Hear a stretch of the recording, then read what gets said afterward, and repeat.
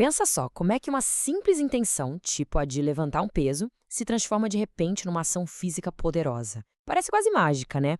Mas é uma jornada fascinante que começa lá na cabeça, com o pensamento, e termina com força de verdade. Nessa análise, a gente vai desvendar direitinho como isso acontece. Então, essa é a grande pergunta, né?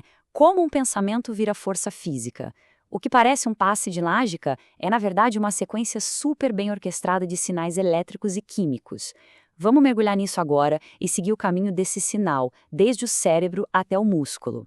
Bom, tudo começa com uma ordem. O primeiríssimo passo dessa jornada é o comando inicial que sai lá do cérebro e viaja pela, podemos chamar de supervia elétrica do corpo, o nosso sistema nervoso. Para a gente entender melhor, dá para pensar no sistema nervoso como se fosse uma rede elétrica super complexa. E a unidade funcional, o fio principal que carrega a mensagem, é essa célula aí, o neurônio. É por ele que o comando para se mover vai viajar. E essa mensagem não é uma voz nem nada do tipo. É, na verdade, uma faísca de eletricidade, um pulso elétrico, que tem um nome técnico, potencial de ação.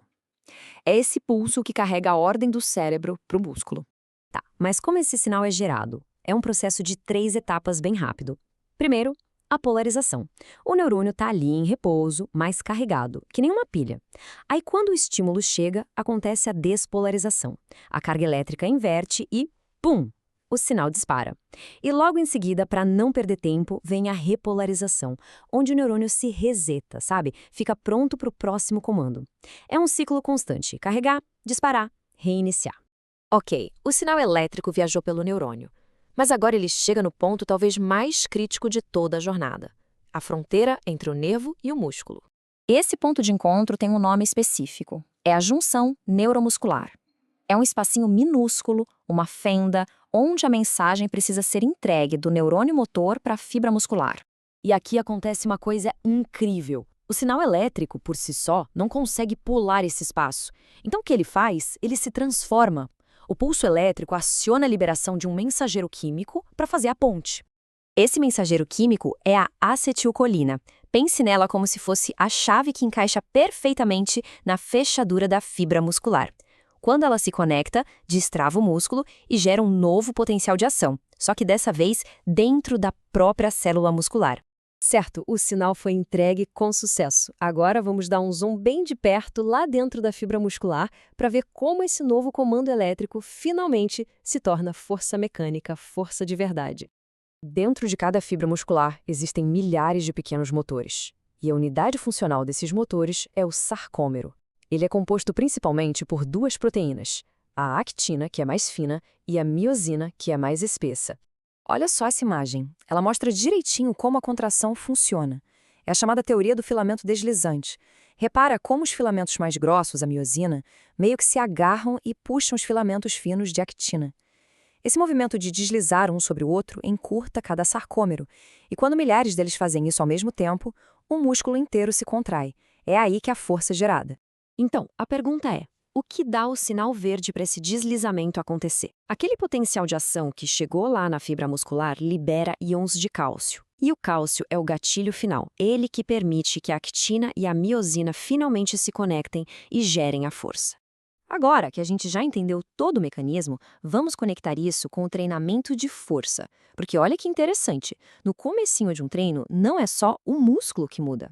Isso é uma coisa que muita gente esquece. Nos primeiros meses de treino, os ganhos mais expressivos de força não vêm do crescimento do músculo em si, mas sim de adaptações no sistema nervoso.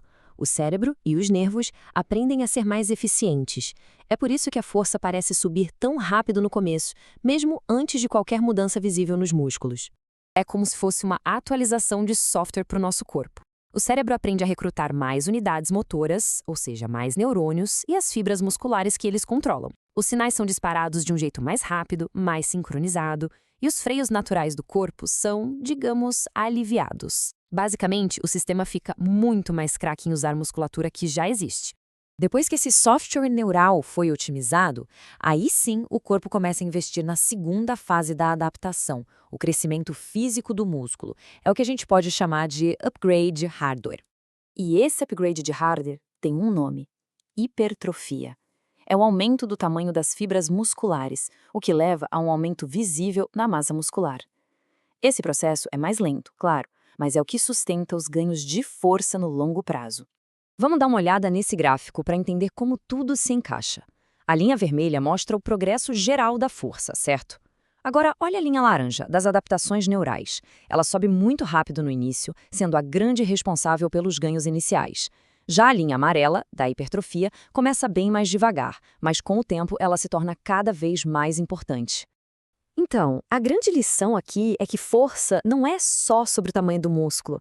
A otimização da comunicação entre o cérebro e o músculo através do sistema nervoso é a base, o alicerce onde toda a força é construída. E isso tudo nos leva a uma reflexão final. Um treino de força bem feito leva em conta as duas partes da equação? Otimizar a técnica, a execução do movimento, não é só por segurança. É também uma forma de treinar o cérebro, de aprimorar o software que está por trás de toda a força que a gente produz.